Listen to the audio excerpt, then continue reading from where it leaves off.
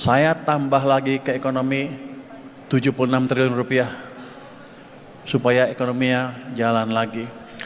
Sepertinya ekonominya jalan lagi sekarang. Kan kalau Anda lihat mana-mana mulai rame kan. Yang penting Anda lihat di sini suku bunga deposito turun, interbank turun, suku bunga kredit mulai turun secara bertahap.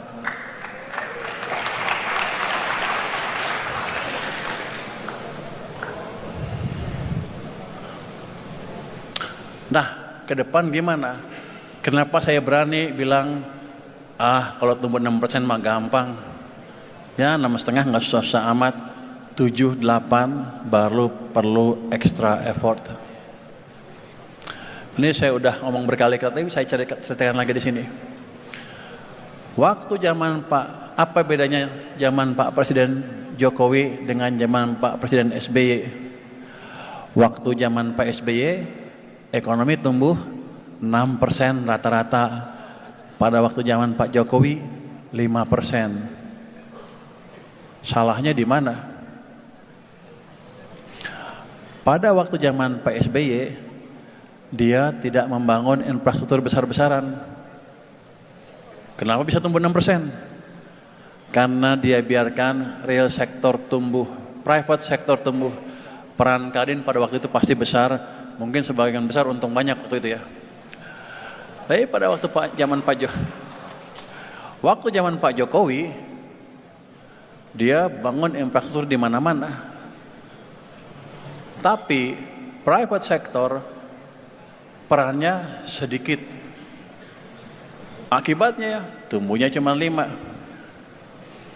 Jadi di zaman Pak SBY yang jalan private sector, pemerintahnya diam.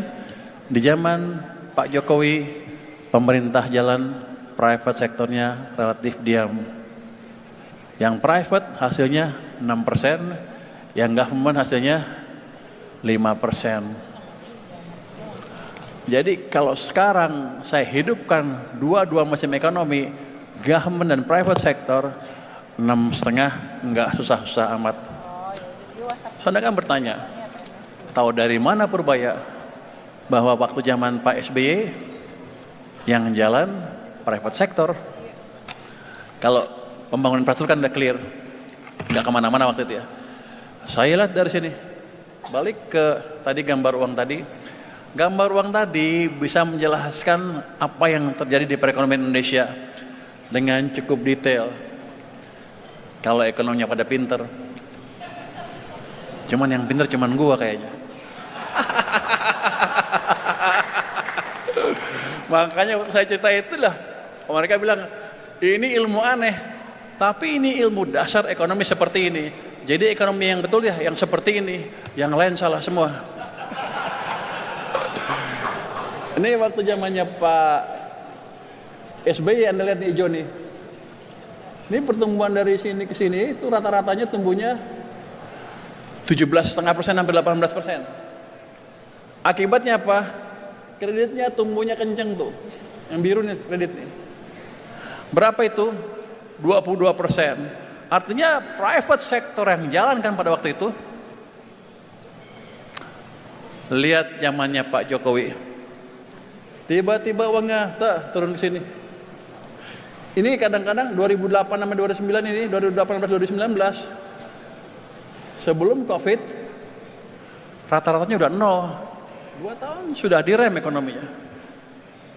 Walaupun Pak Jokowi bangun infrastruktur di mana-mana, ketika private sektornya nggak jalan, ketika pengusaha Kadin diem aja, ekonomi nggak kemana-mana.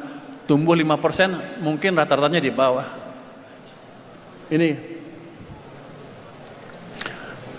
Jadi saya bisa bilang di sini private, di sini government. Lihat pertumbuhan kreditnya, cuma 7%.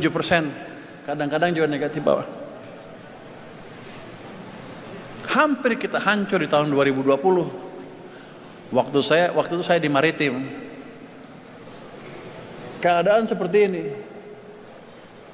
Ini minus 15,3% pertumbuhan uangnya. Jadi dengan keadaan Covid, fiskal dan moneternya mencekik ekonomi kita. Ini bisa balik. Mulai ke sana. Tapi itu baliknya bukan kebetulan. Pak Presiden memerintahkan Bank Sentral untuk mengatur kebijakannya. Saya yang ngasih tahu. Gratis, nggak dibayar, nggak apa-apa lah. Saya dulu terkenal ekonom bayarannya 2M.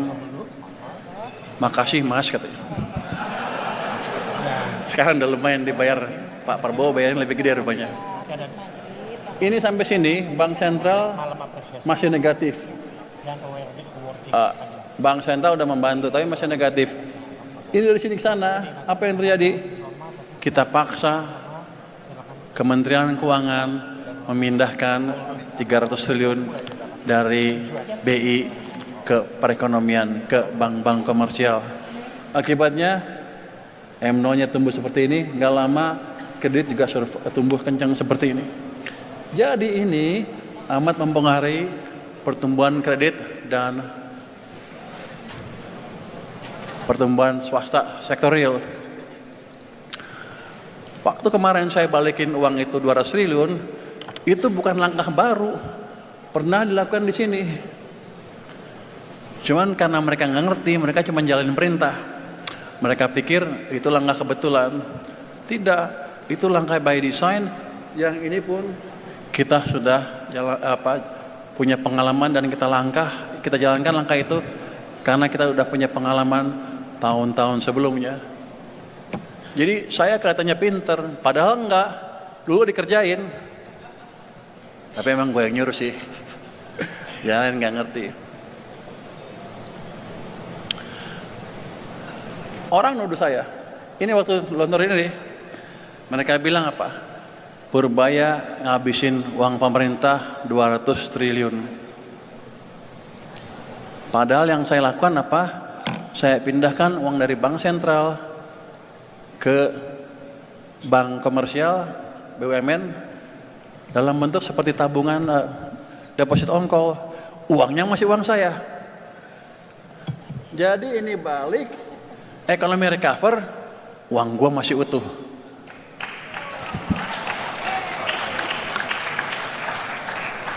Pinter juga saya katanya.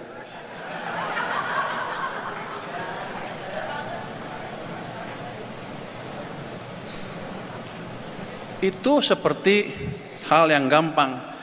Kita pikirkan orang dalam negeri nggak ngerti. Tapi ternyata orang luar negeri juga nggak ngerti. Kalau Anda baca The Economist yang hari ini, yang terakhir, ada tuh tulisan yang bilang Indonesia raised its rainy day pot.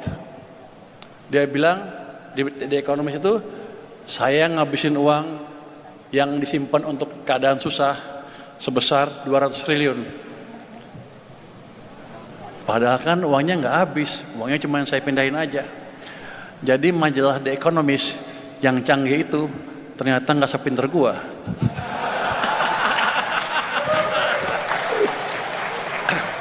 Jadi gini, kalau saya aktifkan, ini kalau Anda baca yang hari ini, Pak Tantoy baca betul deh, dibilang saya salah, saya ini, gue bilang dasar majalah bego. Oh iya, ya dong, kan dia banyak ekonominya kan harusnya. Ternyata emang dugaan saya betul, dia nggak sebentar saya. Jadi, kalau saya hidupkan dua-duanya ekonomi, fiskal, moneter dengan ini mesinnya dua tumbuh, saya pikir 6 sampai 6,5 bisalah. Nanti Anda akan mendapatkan keadaan ekonomi yang beda dibanding sebelumnya. Tapi itu belum cukup kalau untuk menciptakan pertumbuhan ekonomi yang berkesinambungan. Iklim investasi kita masih berantakan, betul kan? One stop service, tapi nggak kelar-kelar. Boleh ngomongin nggak ya? Kalau nggak kita udah lari ekonominya, investasi udah ngebut. Sekarang kita sama Vietnam kalah, sama Thailand kalah, sama Singapura kalah, sama Malaysia kalah dalam hal menarik investasi. Kemarin Nvidia baru pilih Johor dibanding Indonesia. Kita kalah, kita mesti betulin. Gimana cara memperbaiki iklim investasi? Orang kan bilang, oke, Pur, kau perbaiki di atas kertas, undang-undangnya gimana ini. Ya, kalau di atas kertas, semuanya pasti bagus. Kalau saya panggil anak buah saya di Kementerian Keuangan, ada hambatan enggak? Enggak ada, Pak. Keluhan ada? Enggak ada, Pak. Tapi investasi nggak masuk. Kalau saya tanya pelaku bisnis, gimana? Kusut katanya, gitu kan? Jadi saya usulkan ke Menko Perekonomian, Pak Menko, kita buat task force untuk debottlenecking. Pak Menko setuju, Pak Presiden setuju. Jadi sudah dibuat task force-nya, sudah di launch. Ada 3 task force di situ, ada 3 pokja, 1, 2, dan 3. Yang penting yang kedua adalah pokja debottlenecking. Di situ bapak-bapak, ibu-ibu, para pelaku bisnis, kalau ada hambatan di bisnis Anda bisa lapor dan kami akan sidangkan seminggu kemudian. Saya sudah memutuskan mengalokasikan waktu 1 hari penuh untuk memimpin sidang debottlenecking. Kenapa saya sok berani? Saya pernah punya pengalaman debottlenecking di Menko sebelumnya, di Menko Perekonomian, Maritim, dan Polhukam. 3 Menko saya